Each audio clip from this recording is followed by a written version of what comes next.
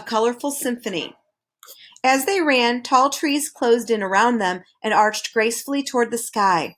The late afternoon sunlight leaped lightly from leaf to leaf, slid along branches and down trunks, and dropped finally to the ground in warm, luminous patches. A soft glow filled the air with the kind of light that made everything look sharp and clear and close enough to reach out and touch.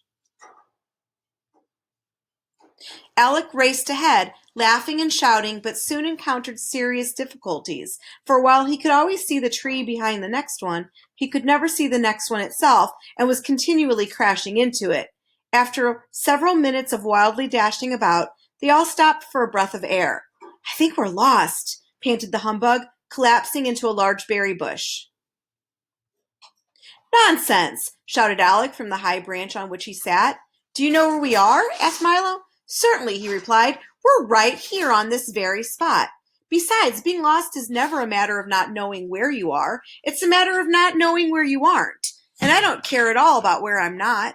This was much too complicated for the bug to figure out, and Milo had just begun repeating it to himself when Alec said, "If you don't believe me, ask the giant," and he pointed to a small house tucked neatly between two of the largest trees. Milo and Tuck walked up to the door, whose brass nameplate read simply "The Giant," and knocked. "Good afternoon," said the perfectly ordinary-sized man who answered the door. "Are you the giant?" asked Tuck doubtfully. "To be sure," he replied proudly. "I'm the smallest giant in the world. What can I do for you?" "Are we lost?" asked Milo. "That's a difficult question," said the giant. "Why don't you go round back and ask the midget?" And he closed the door. They walked to the rear of the house, which looked exactly like the front, and knocked at the door, whose nameplate read "The Midget." "How are you?" inquired the man, who looked exactly like the giant.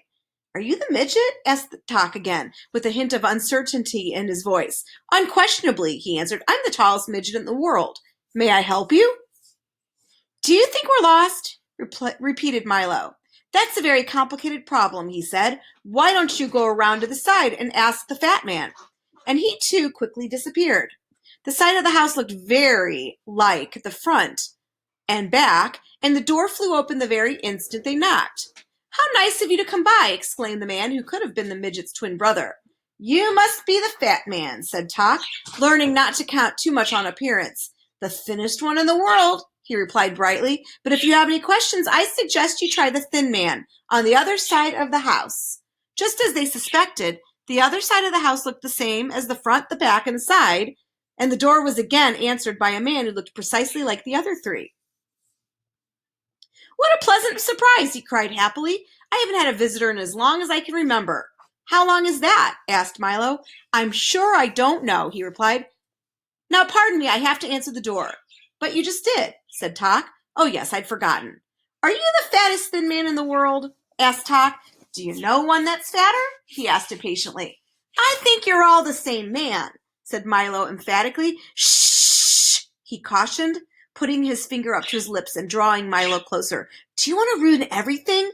You see, to tall men I'm a midget, and to short men I'm a giant. To the skinny ones I'm a fat man, and to the fat ones I'm a thin man. That way I can hold 4 jobs at once. As you can see, though, I'm neither tall nor short nor fat nor thin. In fact, I'm quite ordinary, but there are so many ordinary men that no one asks their opinion about anything. Now, what is your question?" "Are we lost?" asked Milo once again. Said the man, scratching his head. "I haven't had such a difficult question in as long as I can remember. Would you mind repeating it? It slipped my mind." Milo asked the question again. My, the man mumbled. "I know one thing for certain. It's much harder to tell whether you are lost than whether you were lost. For on many occasions, where you're going is exactly where you are. On the other hand, you often find that where you've been is not at all where you should have gone, and since it's much more difficult to find your way back from some place you've never left, I suggest you go there immediately and then decide. If you have any more questions, please ask the giant." And he slammed his door and pulled down the shade. "I hope you're satisfied," said Alec when they returned from the house, and he bounced to his feet, bent down to awaken the snoring humbug, and started off more slowly this time in the direction of a large clearing. "Do many people live here in the forest?" asked Milo as they trotted along together. Oh, yes, they live in a wonderful city called Reality, he announced, smashing into one of the smaller trees and sending a cascade of nuts and leaves to the ground. It's right this way.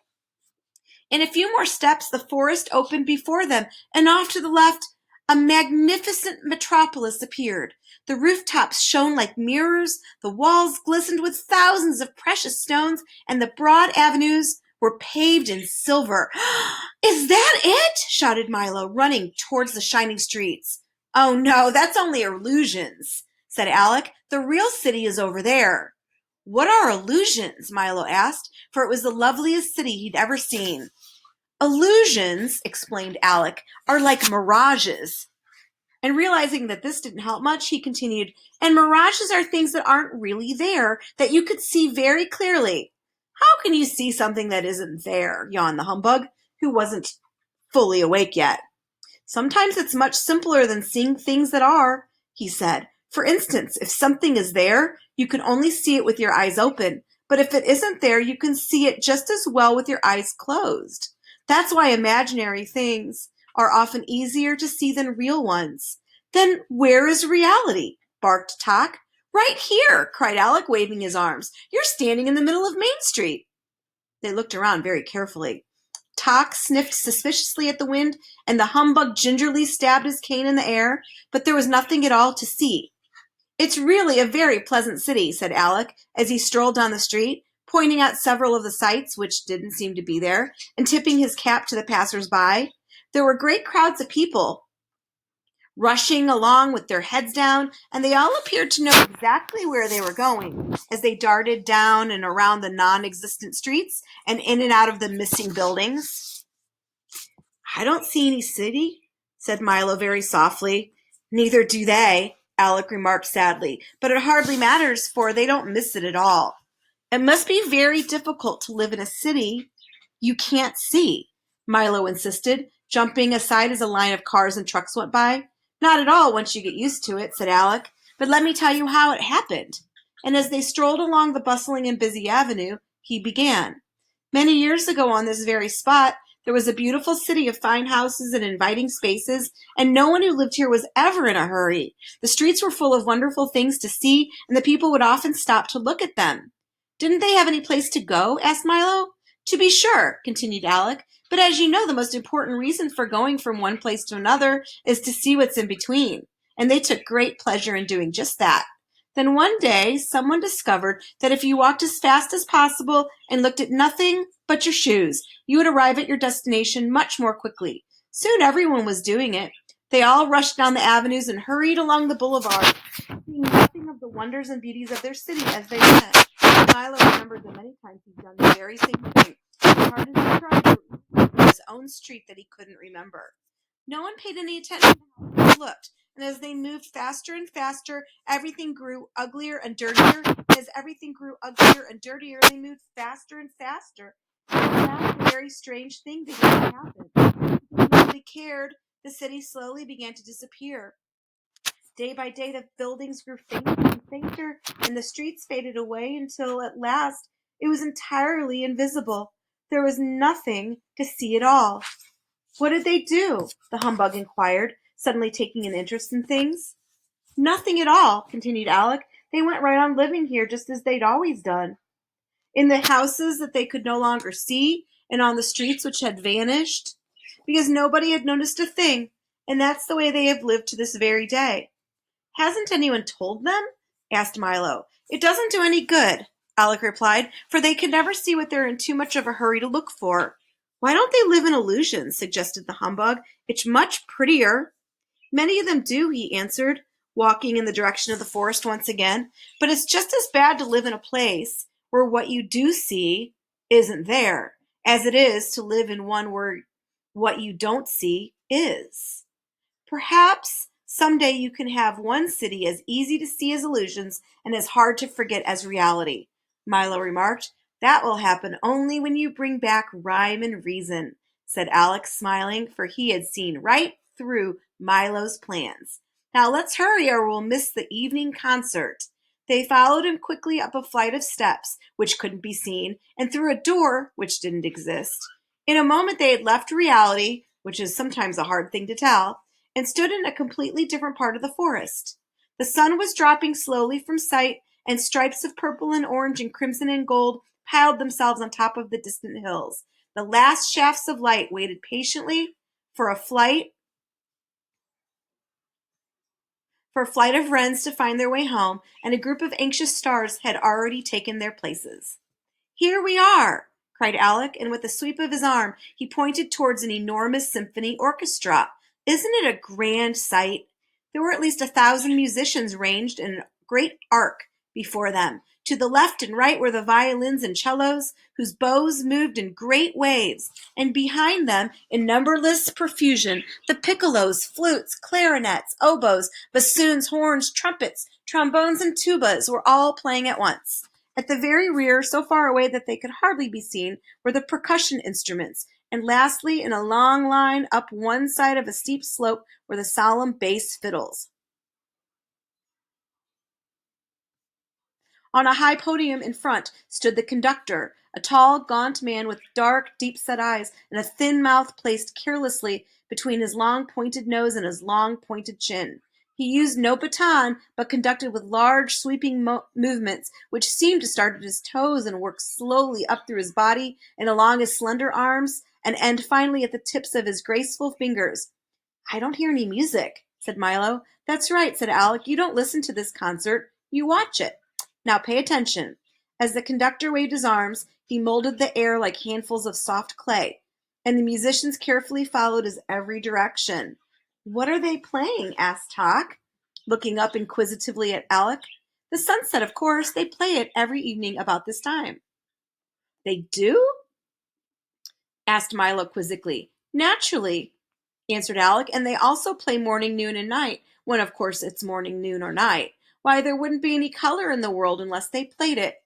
Each instrument plays a different one," he explained, "and depending of course, on what season it is and what the weather's to be, the conductor chooses a score and directs the day.